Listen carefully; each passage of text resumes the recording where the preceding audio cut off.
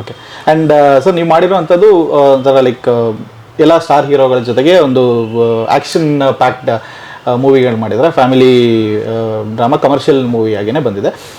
ಇದು comedy genre ಅಂತ ಹೇಳಿ ಬಂದಿದ ತಕ್ಷಣ ನಿಮಗೆ ಪರ್ಸ್ನಲ್ ಆಗಿ ಯಾವ ಜಾನರ್ ತುಂಬಾ ಇಷ್ಟ ಆಗುತ್ತೆ ಮೂವಿ ನೋಡೋದಕ್ಕೆ ಅಥವಾ ಮೂವಿ ಮಾಡೋದಕ್ಕೆ ಸರ್?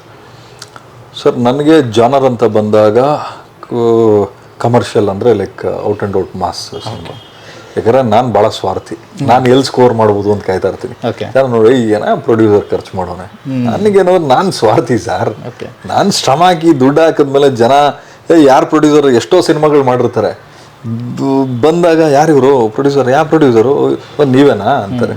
ಸೊ ನನಗೆ ನಾನು ಭಾವಿಸೋದೇನು ಅಂದರೆ ಕಮರ್ಷಿಯಲ್ ಸಿನಿಮಾ ಮಾಡಿದಾಗ ನಾವು ಸ್ಕೋರ್ ಮಾಡೋಕ್ಕೆ ಸ್ಕೋಪ್ ಇರುತ್ತೆ, ಆಮೇಲೆ ಇದಕ್ಕೂ ಇರುತ್ತೆ ಇಲ್ಲ ಅಂತಲ್ಲ.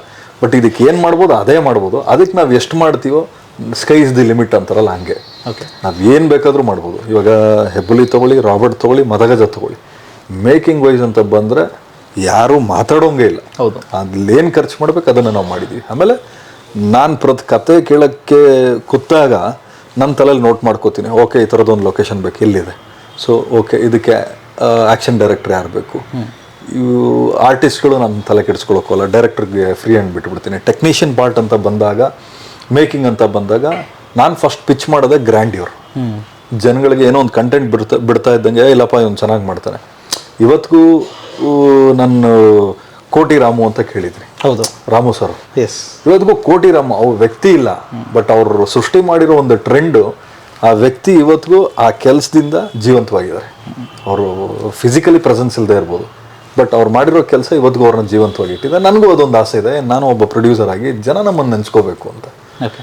ಆ್ಯಂಡ್ ನೀವು ಮಾಡಿರೋಂಥ ಮೂವೀಸ್ಗಳಲ್ಲಿ ಯಾವುದಾದ್ರೂ ಒಂದು ಪಾರ್ಟ್ 2 ಮಾಡಬೇಕು ಅಂತ ಹೇಳಿದ್ರೆ, ಮದಗಜ ಅಥವಾ ರಾಬರ್ಟ್, ಇಲ್ಲ ಅಂತ ಹೇಳಿದ್ರೆ ಹೆಬ್ಬುಲಿ, ಪಾರ್ಟ್ 2 ಯಾವ್ದಾದ್ರು ಎಕ್ಸ್ಪೆಕ್ಟ್ ಮಾಡ್ಬೋದಾ ಸರ್? ಪಾರ್ಟ್ 2 ಯಾವ ಸಿನಿಮಾನೂ ಹಂಗೆ ಎಕ್ಸ್ಪೆಕ್ಟ್ ಮಾಡಿ ಅಂದರೆ ಸಿನಿಮಾ ಡಿಮ್ಯಾಂಡ್ ಮಾಡಿಲ್ಲ ಇಲ್ಲಿವರೆಗೂ. ಇವಾಗ ಹೆಬ್ಬುಲಿ ತೊಗೊಳ್ಳಿ, ಮದಗಜ ತೊಗೊಳ್ಳಿ, ರಾಬರ್ಟ್ ತೊಗೊಳ್ಳಿ, ಯಾವುದೂ ಹಂಗೇನು ಇದು ಮಾಡಿಲ್ಲ ಸರ್. ಓಕೆ, ಹಂಗೇನಾದ್ರು ಮಾಡಬೇಕು ಅಂದರೆ ರಾಬರ್ಟ್ 2 ಮಾಡ್ಬೋದು ಅಂತ. ಯಾಕಂದರೆ ಸಿನಿಮಾ ಹೆಬ್ಬುಲಿನೂ ಚೆನ್ನಾಗಾಗಿದೆ, ರಾಬರ್ಟು ಚೆನ್ನಾಗಾಗಿದೆ, ಮಾಡ್ಬೋದು. ಇವತ್ತೇನು ನಿಮಗೆ ಕಂಟಿನ್ಯೂಷನ್ ಬೇಕು ಅನ್ನೋದೇನಿಲ್ಲ. ಡೈರೆಕ್ಟರ್ಗಳು ಬುದ್ಧಿವಂತನ ಉಪಯೋಗಿಸಿದ್ರೆ ಏನು ಬೇಕಾದರೂ ಮಾಡ್ಬೋದು.